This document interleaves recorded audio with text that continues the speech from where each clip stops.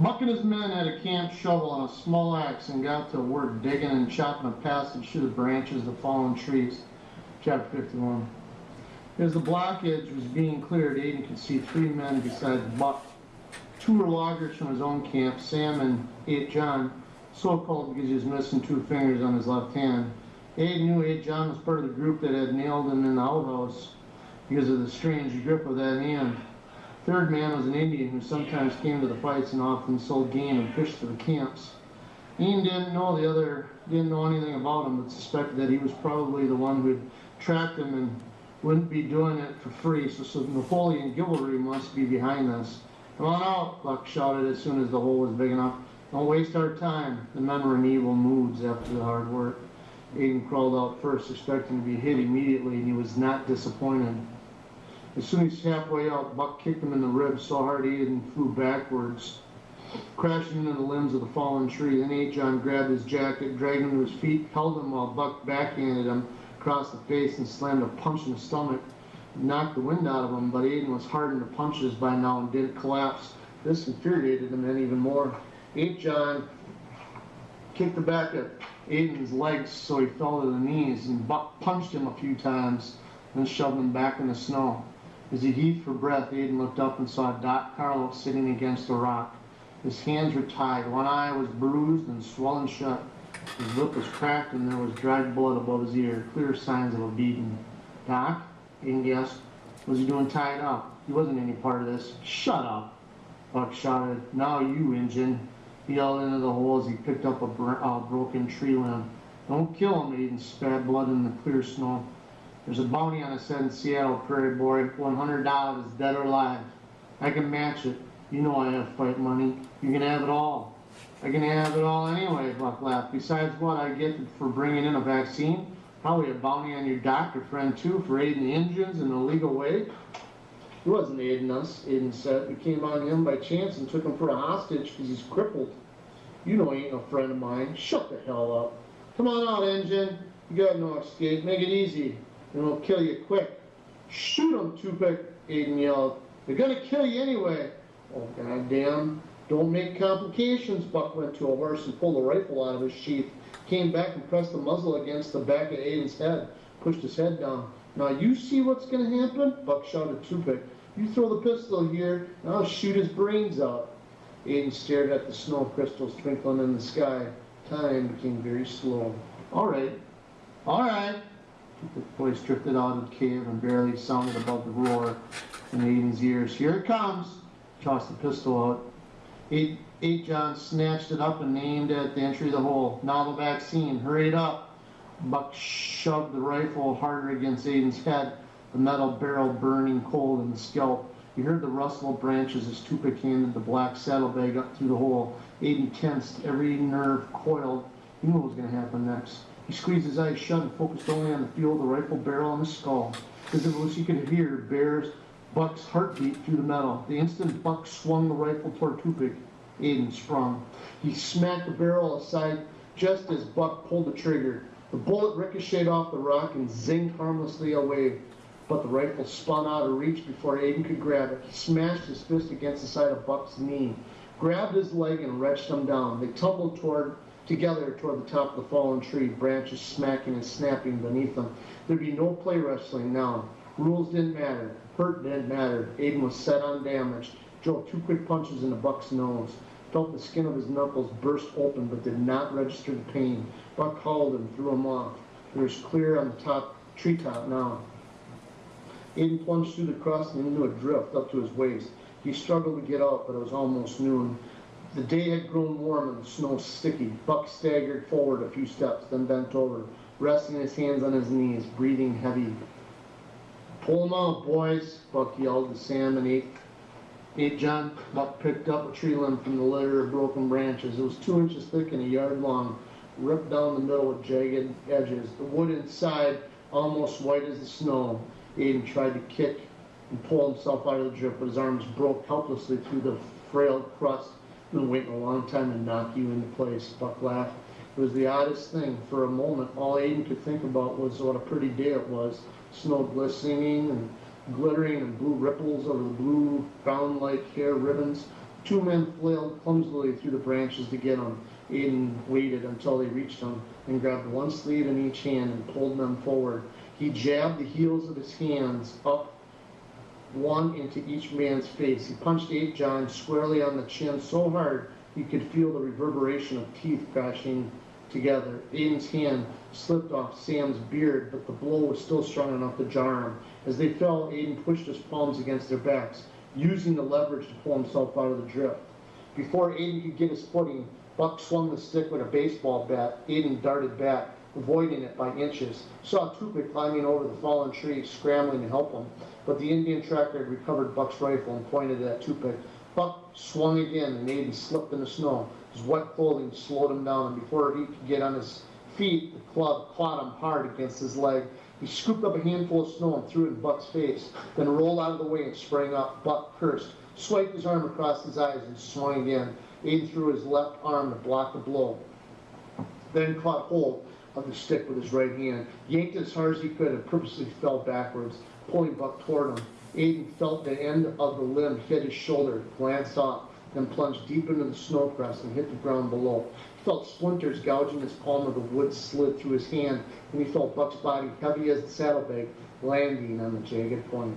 The tree limb pierced his flesh with a daunting pop, like tearing silk. The torn wood slid neatly between his ribs and ripped through his flesh. Then Buck lay motionless, half on top of Aiden, his face in the snow. A thick stream of bright red blood poured out of his neck. Buck made a strange gurgling sound. One hand clawed at the tough snow, then began to quiver and shake. The stake had gone through at an angle, from stomach to throat, skewering every organ in its path. William Buck's blood steamed and melted a little hole in the snow.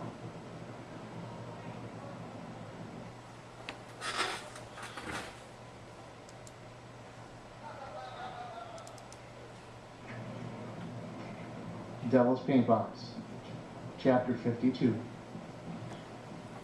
Aiden let his hands be tied, let Sam and 8 John drag him to his feet. They weren't bent on killing anyone. They're glad now just to be done with this hunt and on their way home. They slung Buck's body over his horse and roped it into place. Then captors and prisoners all mounted and set off in a silent walk through the snowy woods. The storm had largely stopped at the next ridge, and what snow there was melted quickly in the afternoon sun, so the going was easy. Time passed and miles passed. The sun drifted across the sky. The trees marched on, all the same. The dead hands of William Buck swung rhythmically and turned dark blue. It was twilight, and Aiden was dozing in the saddle when he found himself pulled off the horse in East Royal, St. Petersburg. His legs were cramped and he could barely stand. He looked around for Tupic and Carlos, but did not see him. The door of Napoleon Gilvery's small house opened and the man stood there, quickly taking in the scene. His hard glance paused only briefly on the dead body of William Buck. "Did you get it?" Gilvery asked in his clipped voice. "Yes, sir." Sam untied the black saddlebag of vaccine. "Bring it, and bring him." Gilvery turned and walked back into his house. "Come on." 8 John grabbed Aiden's arm, then dragged him over to the house and up to the front of the small porch. "No boot, sir." Gilvery's Chinese servant pointed to the boot jack. "No boot." Aiden jammed the heel of his wet boot into the notch on the board and pried one foot out, then the other. Though he only removed his boots, he felt naked as a raw chick. Aiden stood at the threshold and blinked. He had never seen a house like this anywhere, let alone in the god-forsaken middle of the forest. The floor was crowded with so many carpets, their edges overlapped. The windows dripped with red and gold brocade drapes. Gilvery sat down in an ornate gilded desk beneath a gold chandelier. "Untie him," he said to 8 John. "He's dangerous, sir." "I'm well guarded, thank you," Gilvery said. "William Buck is dead." 8 John shifted uneasily on the porch. "I presume that, yes." Gilvery's face twitched slightly. "By the position of his body dangling across the horse, which I observed as you made your arrival. He killed him." 8 John nodded at Aiden. "That will be all." 8 John pulled out his knife and cut the ropes around Aiden's wrists. "My clerk will see to you," Gilvery said to 8 John. The man looked as if he might say something more, then thought better of it. He handed the black saddlebag to the Chinaman. glared at Aiden and left. The servant brushed past Aiden and shut the door behind him. He walked silently across the room and placed the bag on Guillory's desk. Guillory nodded dismally, and the man vanished through a side door. "Please, Mr. Lynch, come in. Have a seat." He waved toward a settee, which had already been draped with a quilt to protect this sumptuous fabric from Aiden's filthy self. "Where are the others?" Aiden said. "In the stable." "Alive? Had I wanted any of you dead, you would have been dead by now." Guillory flashed his thin, reptilian smile. "Death is always an inelegant solution. Also, I found that anyone really worth murdering is generally interested enough to keep alive." "Then why did you send William Buck to kill us?" "I sent Mr. Buck precisely because he was too stupid to kill you. Please, sit down." Aiden had never walked on carpet, and it felt creepy. The settee was unimaginably soft, and he floundered to keep from sinking. The room was overheated and crammed with furniture. Guillory opened the black saddlebag and parted the straw carefully, so as to not let a straw bit loose to fall on the carpet. He drew out each bottle and held it to the light. When he was satisfied, he got up and went to a small table in the corner of the room where there was a silver tray with a cut crystal bottle and some strange glasses hung in around as a ball. "Will you have some cognac?" Aiden didn't know what cognac was, but was glad to smell something like whiskey in the clear glass. It was awkward to drink from, but he managed a deep, burning swallow. Warmth began to spread to his freezing limbs, and Guillory settled back in his chair. "Why did you send Buck after me?" Aiden said. "Mr. Buck originated the plan, you see. It seemed only fair." Guillory settled into a plush brocade chair opposite the settee. "He was eavesdropping on you and your Indian friend in the barn that night after your fight with the bull. He heard about your plans to get the vaccine and thought I would be happy to have your efforts spoiled and foiled to receive the supply of stolen vaccine myself. He thought it would win favor for him from me." Guillory rolled the glass in his hand and sniffed the aroma with satisfaction. He had become friendly with one of the boatmen on my supply team who was in camp that night. They hatched a plot to foil you in Seattle. Buck couldn't go, of course, but the boatman beat you there easily, for he did not have to scurry roundabout through the forest as you did. Once you arrived in Seattle, you were easy enough to find. After you visited Dr. Aberdale, he assumed you had obtained the vaccine and determined to take it from you. He got men to jump me that night.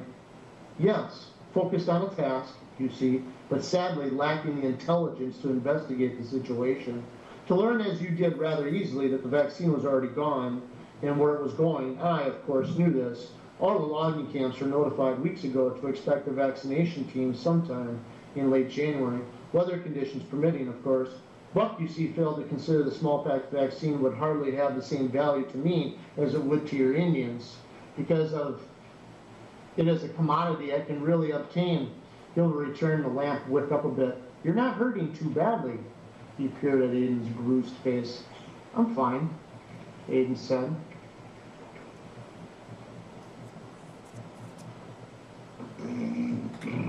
Where am I here? Aiden said, though a slow trickle of blood from a gash on his forehead was dripped into the corner of his eye. He brushed it with his sleeve, a gesture that caused the seditiously Guillory to shudder slightly with disgust. "I know you wouldn't obtain the vaccine in Seattle," he went on, "but I was fairly sure that being of persistent temperament, you would pursue other means to secure it for the India. They gave me exactly the opportunity I was looking for. I don't understand. It was coming to you anyway. Why go to all this trouble to steal it?" McGilvery put his crystal glass down soundlessly on the glass table beside his chair. "Do you play chess? I know how the pieces move. Do you have a certain honesty that one might admire, or one more sentimental?" Gilvery's lip twitched in what might have been something like a smile. "So you know what a pawn is?" Aiden recognized that as a clear insult, but kept his temper. "I need to obtain a supply of the vaccine in secret, and I needed everyone else to think it was gone, stolen from your Nez purse, sunk in the river, lost over a cliff. It didn't matter, so long as the vaccine was presumed lost and yet came to me. I had been considering options for several months. Mr. Buck just presented me with the ideal one. Why?" Gilvery picked up a leather folder, took out a sack of papers, and handed them to Aiden. The pages were covered with complicated drawings and notes. some with mathematical equations in the margins. This business is changing, Gilvery said. This is a system of levers, ropes, pulleys that will enable us to carry logs from the steepest hills. With these rigs, I can get logs out of impossible places. I can go back into a wooded over forest and pull out trees that no one could cut before. Besides that, the steam engine will be here in another year or two. An engine can drag 10 times the logs of an ox, maybe even power a mill to cut the trees where they could fall. It isn't secret. Everybody knows change is coming. Gilvery took back the papers, tapped them neatly together, and put them safely away. Just north of here's an Indian reservation. No one has cared about that land before now. The hills are far too steep to log efficiently, and the river too feeble to carry them. It was useless land, which is why it was given to the Indians in the first place. But with this kind of engineering, everything changes. Now, soon there'll be $1 million of harvestable timber up there. Gilvery pulled an immaculate white handkerchief from his pocket and dabbed his temples. Now everyone is looking for hunger at that land, but them Indians are my neighbors, and I'm concerned for their continued good health. You mean you have deals with them? Aiden said, suddenly understanding. Deals to cut trees on their land? Ah, good boy. But if they all die of smallpox, their land is up for grabs. I won't stand a chance in the grabbing. Gilvery said, I'm a foreigner. I came from Russia with nothing, made my fortune as an outcast, squeezing profit from hostile acres with bound men. I'm both admired and resented because of it. I have no connections in the government nor expectations of fair play. If the Indians all die of the pox, the timber rights be given to Alvin Tesler or Alanis Grant, so it serves me that the Indians not die. So vaccinate them, Aiden said bitterly. He could see how this twisted story was unraveling now. It isn't against the law. No, Gilvery calmly agreed, but it is understood. Supplies of the vaccine are carefully controlled and monitored. It is understood. The words gave Aiden a sickening chill. He remembered Dr. Aberdale, cool, insidious words. The good Lord can save the Indians if he wants. Well, what about the Nez Perce? If you take the vaccine, what happens to them? Find me some value to their lives and I'll gladly help them too. Aiden strained to keep his composure. What happens now? Well, your Nez Perce aren't too far away to be any threat to me. As for you, despite all the torment and such for your unfortunate life full of dead sisters, etc., I do not believe you actually wish to die just yet. So you'll leave tonight and never speak of this. Gilvery got up and went to the gilded desk. Mr. Powell, has packed up your belongings. A boatman will carry you down the river towards tonight to Seattle. Gilvery walked over to the desk and took out a small leather purse. He handed it to Aiden. This is all your fight money. $179 plus $50 for your excellent service. He made the word sound foul. In addition, your debt to me is forgiven. Your indenturement is complete. You are free. Aiden's brain was spinning in so many directions he didn't know what to think. Gilvery sat down and leaned back in the chair with a regal air. If you speak of this to no one, I will give you my word. I will not send anyone to hunt you. However, my reputation does exist. So I suggest you pursue your new life at a considerable distance. Anyone for 100 miles around will assume there's a bounty on your head. The law may be loosened up here, but you did kill a man. Did you mean for me to kill Buck? I knew there was bad blood between you. I knew he was a violent man, and I knew he was stupid. I knew you were Mr. Poggy's new champion fighter, and I hoped for the best. He would have been troublesome for me. Gilvery swallowed the last of his cognac and put the crystal glass down. Caught the light and flashed a brief, startling rainbow across the man's smooth white hand. Do we have an agreement? Yes, Aiden said. He held up the purse. I owe money to Mr. Jackson for the horses and some supplies. Will you take it from here and see that he gets it? I can send the horses back to him. My friend will need one of them. The Indian? He goes free. He has nothing to do with killing that prisoner guard, and stealing the vaccine was my own plan. He meant all along to buy it.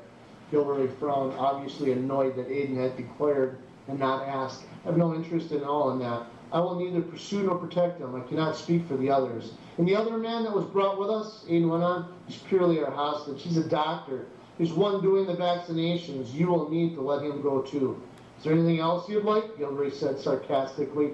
One bottle of vaccine, Aiden replied coolly. No. You still have at least 300 doses. There can't be 300 Indians living up there. Gilvery said nothing. He rang a little bell and a Chinaman servant reappeared as if by magic. Have the cook pack food for the journey. This man leaves as soon as the boatman is ready. We're done then. Aiden stood and took a steep step forward toward the door. He was glad to see his wet feet had left dented prints on the plush carpet. Why do you risk your life for this fool's errand? Gildery asked. Aiden turned and looked directly at Gildery. This odd, pale, fictitious man sitting at the golden desk in his plummy house tucked among the grand trees lived a pinch of suspicious life, scratching at profit and waiting, always waiting for the river to rise. Aiden shrugged. Not much of a life to risk.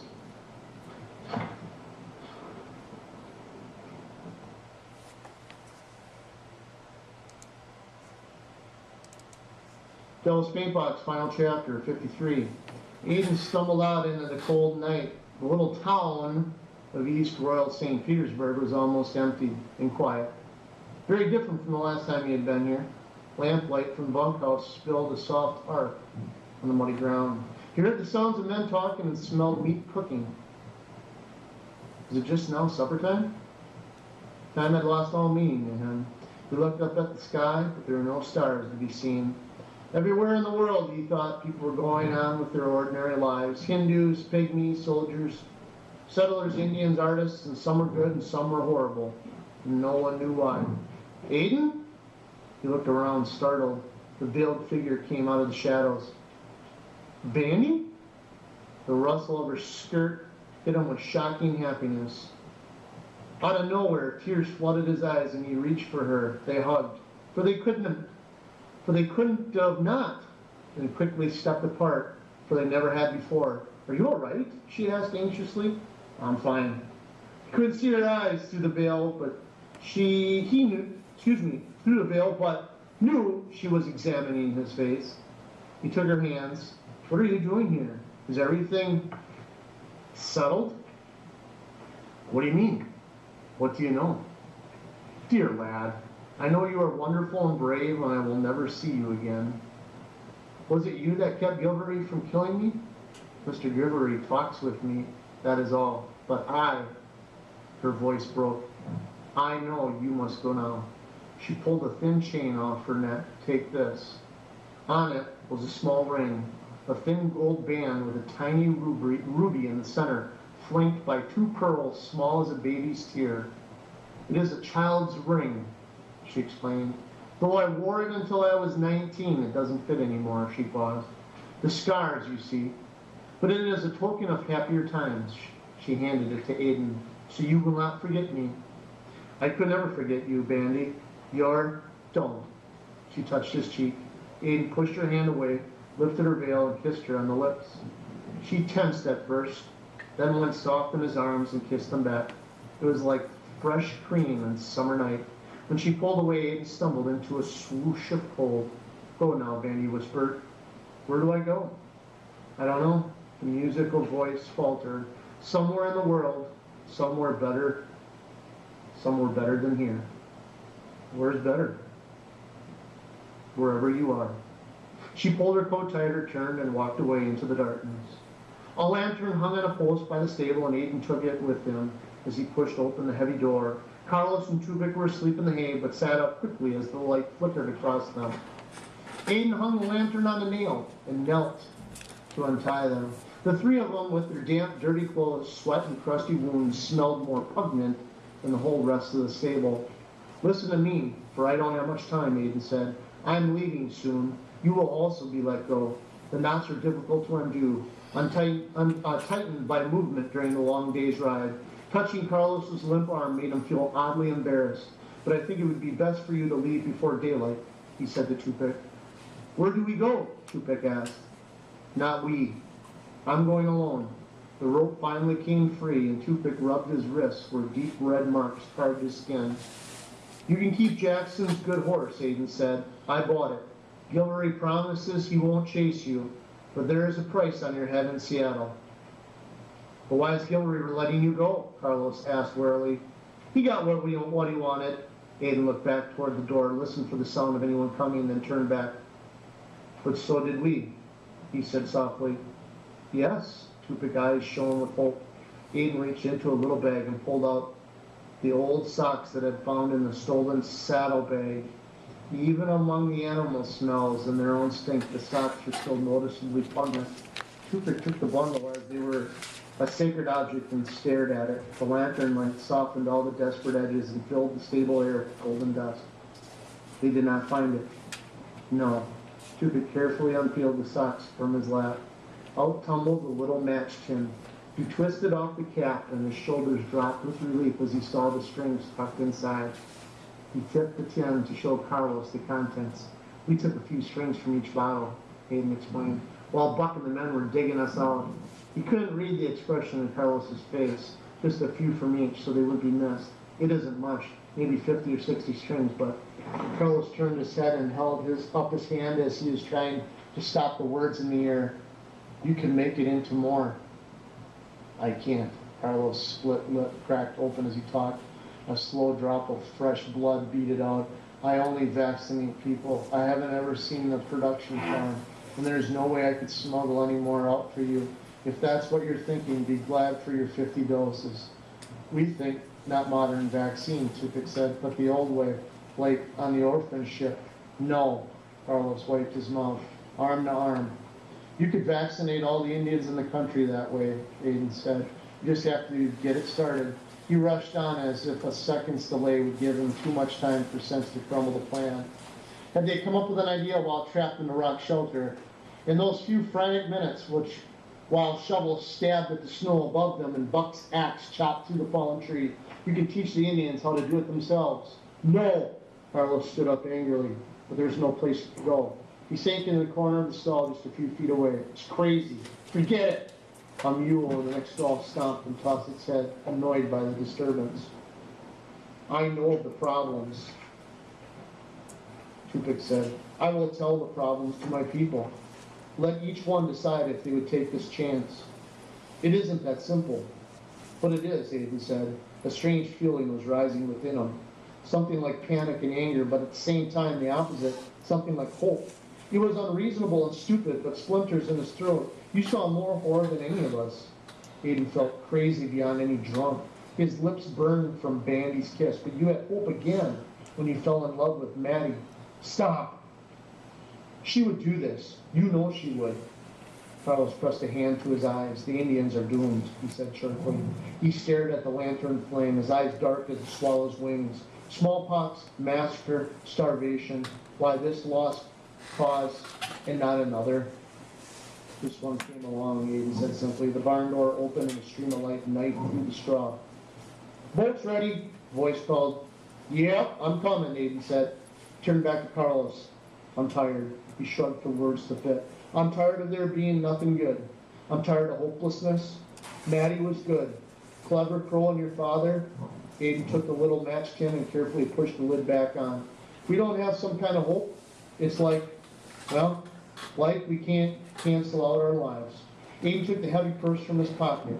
Just get it started, please. This will pay for your journey. I don't need money, Carlos said. He brushed his good hand across the sides of his face, smoothed his hair, and tugged his jacket into place. I'll have to go back to Seattle for a while, or I'll look suspicious. I'll show you how to vaccinate with the strings, he said to Tupik. We will figure the rest out. Thank you, Tupik said. Silently, as they all stood up, the matter settled. The future fixed, for a while, maybe. For a few people, maybe. It was a forlorn hope, but it was a hope. Where will you go? Carlos asked Aiden. I don't know. Somewhere in the world. Aiden picked up the canvas bag and slung it over his shoulder. He did not want to leave. After the cold, lost horrors of the past few days, the warm stable felt like Christmas. He would likely never see men again. These men again. He had spent little time with them, but they felt closer to him than brothers. Goodbye, then, he said. Wait, please, take this, said Tupik, and he lifted a leather thong with a small beaded bag off his neck. We call this epitis, he said. It holds the sacred objects from the teaching spirit. He opened the bag and tipped the contents into the hand. It looked like bits of rubbish, a small stone, a carved bit of wood, 2 tiny shells, a piece of bone, a feather, and some beads. This belonged to Clever Crow before me. I cannot give you secret objects, or sacred objects, but I can give you a place to put your own as they come to you. He put the thong around Aiden's neck. The leather was warm from Tupik's body. Thank you. Aiden pressed his hand on the token. I have to go. Wait, Carlos reached into a pocket inside his jacket. Take this for your pouch. He pulled out a scrap of cloth. It was brown with a faded flower print and worn almost through, stained with 3 small spots, tiny half moons of blood in the shape of fingernails. It was a scrap of Maddie's dress that had torn off in Carlos's hand. Aiden felt his knees go wobbly. He quickly balled the scrap up and, he quickly balled the scrap up and tucked it into the pouch, and then he walked out into the night. The boatman waited in the darkness. Beside him on the ground was a canvas pack, a bedroll, a canteen, and, Aiden noted with surprise, his bow and quiver of arrows. The river was high and the boat sailed easily on the current. The journey was startlingly easy. Aiden sat watching constellations and clouds, emptied night, and the black feathers swept of ancient trees across the midnight sky. Sometimes he dozed, lulled by the steady shush of moving water. Sometimes the boatman sang. It was just midnight when they bumped against the dock. "We've a hut here," the boatman said. "You may sleep on through the night." "Thank you," Aiden said, "but I think I'll walk a while." He had slipped past exhaustion into a restless exhilaration that demanded motion. He had no idea where he was going, but his body needed to move, and so he went along with it. The path was clear and would lead eventually to the sea. He couldn't get lost, so he walked. The forest rustled around him. The moon broke through the clouds and spilled silver on the tips of branches. Aiden walked until he came to a little clearing on the hillside. He could see the flat, square shapes of Seattle and shimmering water just beyond. He was on a path to the world. He was 16 years old. He had killed 2 men. He had to. One he hadn't mean to, but regardless, it was done. He had lost 8 members of his family and buried 6 of them with his own hands.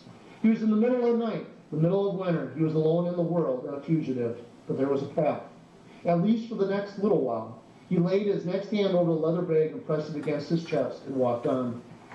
The end. Devil's Paintbox.